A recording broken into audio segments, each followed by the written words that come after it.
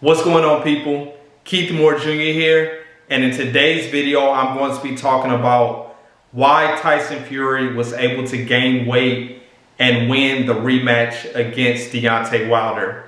So this is a follow-up to my initial video that I did about how the weight gain, specifically the muscle mass that Deontay Wilder gained, actually hurt him in the rematch. And I'm going to talk a little bit about the difference in the weight that Tyson Fury gained and how it actually worked to his advantage, because I don't want you to think that, gaining weight is necessarily a bad thing for boxing. So I have here in my phone, what Tyson Fury weighed for the first fight, which was December 2018, 14 months prior to the rematch. Tyson Fury was 256.5 pounds. Then for the fight that they just had, Tyson Fury weighed in at 273 pounds. Now keep in mind, Tyson Fury is 6 feet 9 inches.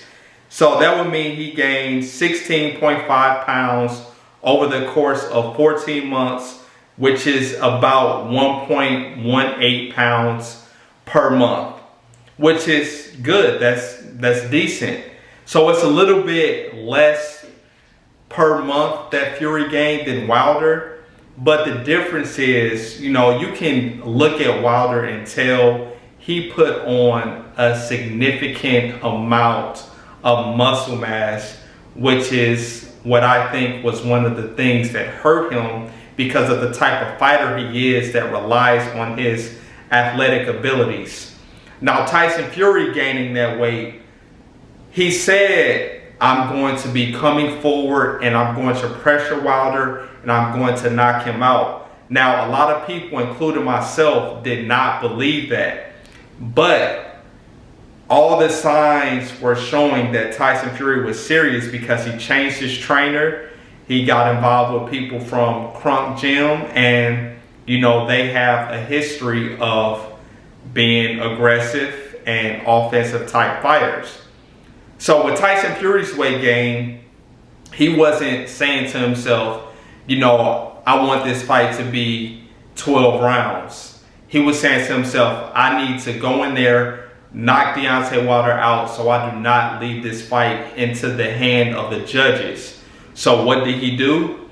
From the very beginning of the fight, he was aggressive and he used his weight to lean on Deontay Wilder and make Wilder tired.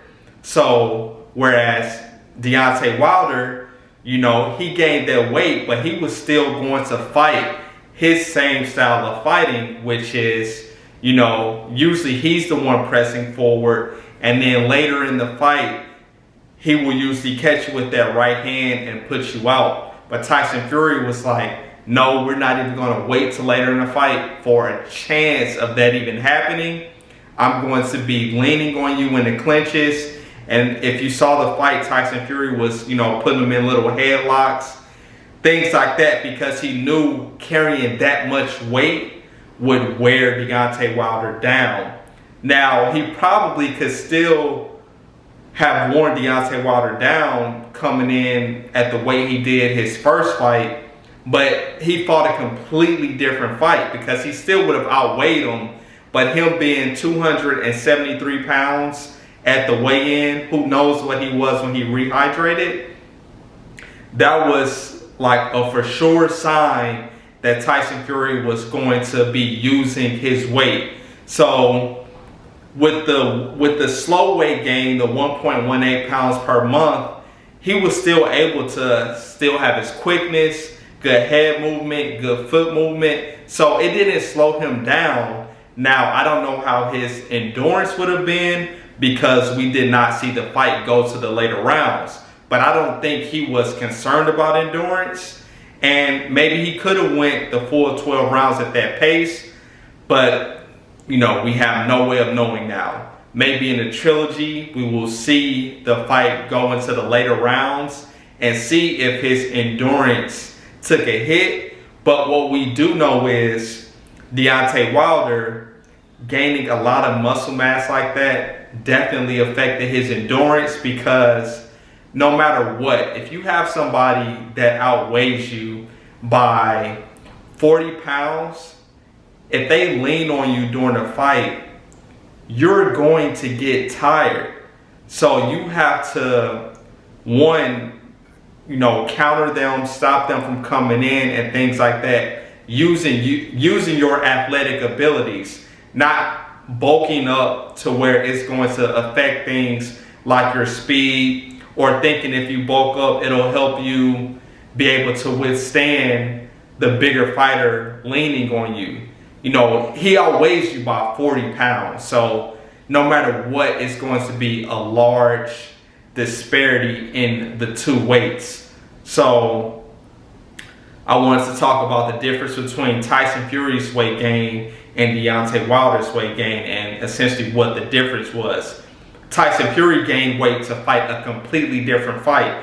Now, if Tyson Fury would have came in that first fight being 273 pounds and fighting like he did in that first fight, where he was boxing the majority of the fight, I don't think he would have gotten up from being knocked down, because I think his endurance definitely would have taken a hit later in the fight with him weighing so much.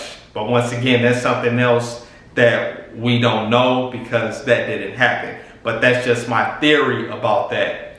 But whoever his trainers were did a great job, because they were like, you're going to gain this weight with the intention of being an offensive fighter, attacking and using your weight to make him tired. Now, if Tyson Fury comes in this third fight still 273 pounds, and let's say Wilder comes in at like 215, Tyson Fury is more than likely going to try that same approach. So we will see if Deontay Wilder is able to, lose some weight just so he has that speed, and if he can catch Tyson Fury coming in, or if Tyson Fury will completely try to neutralize that right hand and just lean on Wilder so that right hand is less effective later in the fight. I think that Deontay Wilder is definitely going to have to do some counters and things like that to make Tyson Fury worry about coming in and try to get him out of there in the later rounds. Once again, I am a Deontay Wilder fan, but have to be unbiased with this type of stuff. Tyson Fury came in with the perfect game plan. He knew Wilder was a smaller fighter. And it's funny because he always talks about Deontay Wilder having chicken legs and things like that, but Tyson Fury doesn't have big legs either.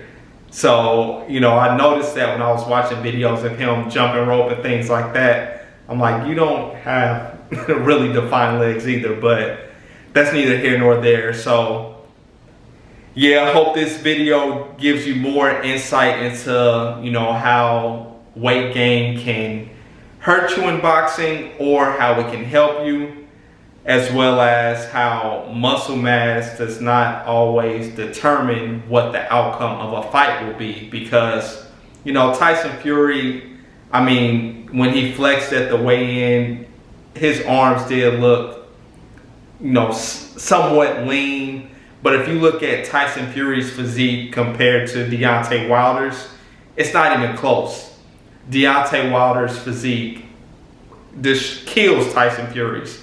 But when it comes to things like combat sports, boxing and things like that, it's a science. So the most muscular guy does not always come out ahead of the game. Look at some of the best boxers there are. My favorite boxer, Floyd Mayweather. He's not a muscular guy. And when he fought muscular guys, he destroyed them. So don't think that muscles make someone a fighter. Once again, it's a difference between something like bodybuilding and boxing. So please like this video, subscribe to the channel, and I'll catch you on the next one. Peace.